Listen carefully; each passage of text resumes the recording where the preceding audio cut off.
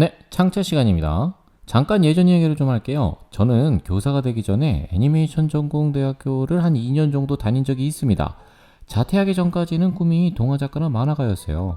그래서 어렸을 때 만화책을 굉장히 많이 봤습니다. 그러다 보니 알게 된 불편한 진실이에요. 어렸을 때 제가 만화책을 보는 경로는 요즘은 잘 보이지 않지만 주로 책방이었습니다. 돈을 내고 만화책을 빌리던가 책방에서 일정 시간 동안 책을 보던가 하는 방식이었어요. 그곳에서 많은 만화책을 읽으며 좋아하는 작가도 생기고 만화에 대한 꿈을 키웠습니다만 나중에야 충격적인 사실을 알게 됩니다. 제가 만화책방에서 만화책을 빌리는 것은 만화를 그린 작가에게 그렇게 큰 도움이 되는 일이 아니었다. 만화책을 출판을 하면 책이 팔리겠죠? 책이 팔리면 일정 부분을 작가가 가져가게 되는데 이걸 인세라고 합니다. 작가가 많이 가져가는 건 또 아니에요. 수익이 10개라고 치면 그중 9개는 출판사가 가져가고 1개는 작가가 가져가는 형식입니다. 만약에 글작가, 그림작가가 따로 있으면 그걸 또 나누겠죠.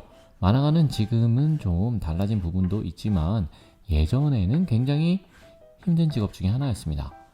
만화가를 힘들게 했던 것 중에 하나가 책방 시스템이었어요. 책이 팔려야 수익이 들어오는데 만화 책방에서 책을 한 권 사고 그 한 권을 수십 명 아니 수백 명이 그 책을 달아 떨어질 때까지 봐도 작가에게 돌아가는 건 책 한 권 값입니다.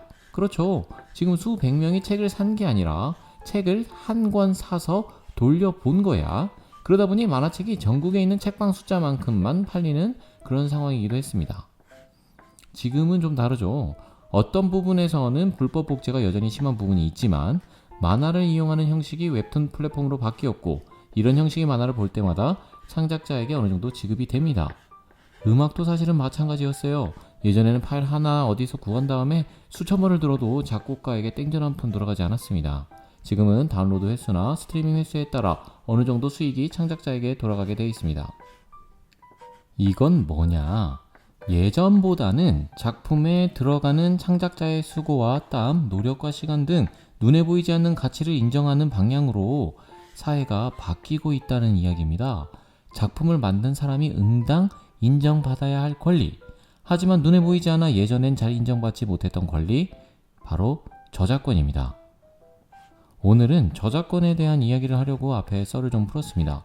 저는 한때나마 만화를 만드는 것을 배웠던 사람으로서 만화 한 편, 애니메이션 한 편, 음악 한 곡 만드는 게 얼마나 많은 시간과 노력과 수고와 땀과 고민이 들어가는지 부분적으로는 알고 있습니다. 굉장히 힘듭니다. 사람에 따라 다르겠지만 몇 날 며칠 잠을 안 자고 몰입하는 사람들도 있습니다. 그렇게 나온 작품이 작가의 권리를 인정하지 않고 막 돌아다니고 막 공개되고 막 수익은 막 돌아가지도 않고 작품은 알려졌는데 작가는 누군지도 모르고 이렇게 된다면 사실 이건 작가의 시간과 땀과 수고와 고민과 노력 등을 통째로 무시하고 도둑질하는 거나 마찬가지입니다. 그래서 오늘은 저작권이 어떤 것이 있는가, 어떤 방식으로 저작권을 지킬 수 있는가 선생님과 알아보도록 하겠습니다. 법률 용어가 많습니다. 하지만 최대한 뺐습니다. 더 자세히 알고 싶은 사람은 인터넷 사전에 저작권 검색하시면 굉장히 자세하게 나와 있습니다. 참고하시기 바랍니다. 그럼 저작권의 종류를 먼저 살펴보도록 하겠습니다. 저작권에는 저작 인격권과 저작 재산권 두 개가 있습니다. 뭐야 이거 머리 아파 하시는 분들 스톱! 좀만 더 버티세요. 금방 끝납니다. 저작 인격권이 뭐냐면 만든 사람의 고유의 권리입니다. 이건 바꿀 수 없어요. 피노키오를 만든 사람이 제페토 할아버지인 건 알고 계시죠? 그런데 그걸 보고 있는 우리가 마음에 안 든다고 이것은 우리 할아버지가 만들었어 할 수 없는 것과 마찬가지입니다. 작품의 부모를 바꿀 수가 없는 거죠.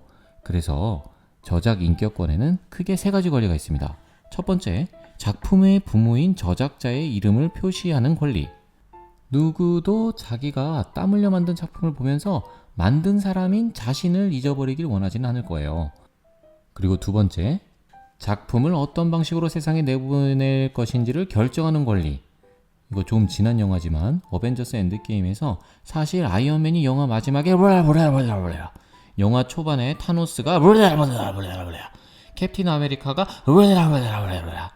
이게 영화 개봉하기 전에 창작자가 원하지도 않았는데 다 돌아다녔다고 생각을 해보세요. 만든 사람을 완전히 무시하는 행동이겠죠. 마지막 세 번째로 저작물의 내용이나 형식의 동일성을 유지할 권리. 창작자가 애써 만든 것을 조금만 바꿔서 아예 그 의도를 반대로 표현되게 만들 수도 있거든요. 이런 것들을 방지하고 창작자의 원래 의도를 보호하고자 만든 권리입니다. 그렇게 해서 이름을 표시할 권리는 성명 표시권, 작품을 내보일 권리는 공표권, 형식을 비슷하게 유지할 권리는 동일성 유지권이라고 합니다. 그렇다면 작품 재산권에는 뭐가 있느냐? 복제권, 공연권, 공중송신권, 배포권, 대여권, 북두신권, 권이 굉장히 많아요. 자세히 알고 싶으면 인터넷 사전을 참고하시기 바랍니다. 이 중에 대략적인 것만 설명을 하자면 사람들이 자신의 작품을 보는 데 있어서 그것을 전시를 했을 때나 방송을 통할 때나 복사해서 나눠줄 때나 빌려줄 때나 뿌릴 때 발생하는 모든 이익에 대한 권리라고 생각하시면 편합니다. 이게 제대로 보장되지 않으면 작가가 작품을 만든 것은 인정을 받는데 작품으로 인해 얻는 이익은 보장되지 않을 수가 있겠죠. 자기 그림이 전부 방송 타고 전 국민한테 막 알려져.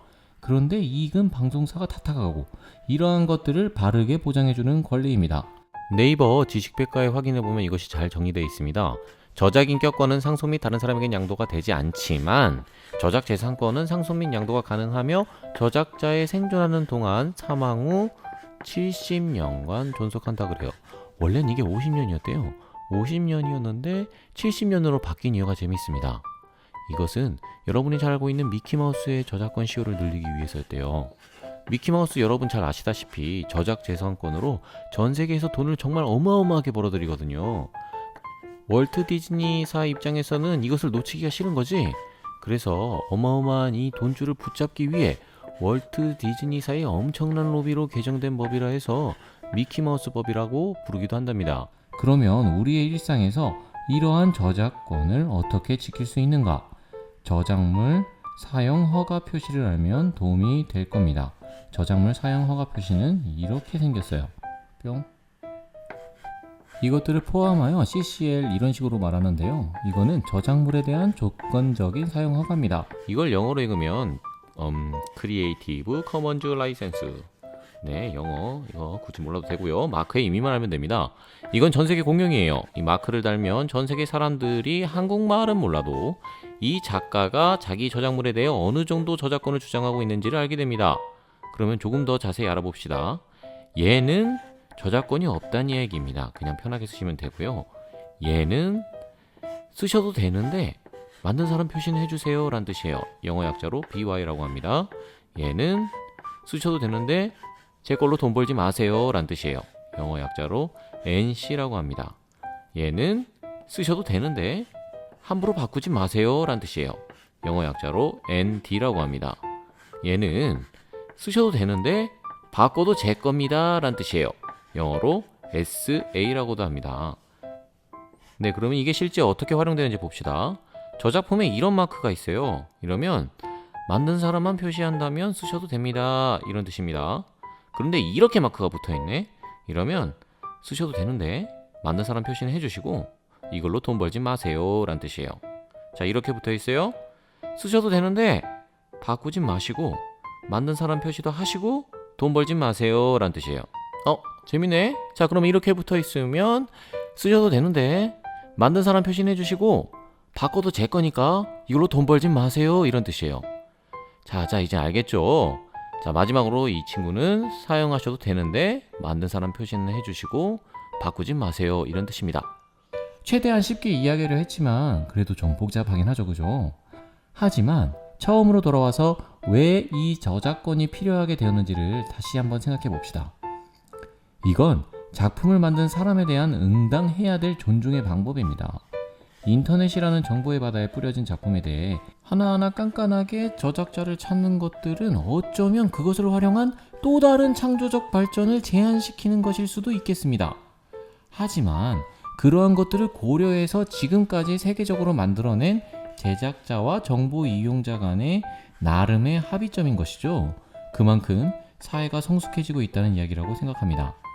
오늘 수업은 인터넷 사전과 여러 기사들을 보면서 만들었지만 저작물에 관한 것들은 지금도 많이 바뀌고 있다고 합니다.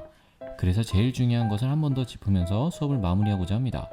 작품을 만드는 데든 창작자의 노력과 돈과 수고와 땀과 고민의 시간을 존중하자는 마음, 그리고 그에 따른 책임 있는 행동, 이게 제일 저작권의 중요한 사항이 아닐까 생각합니다. 수고하셨습니다.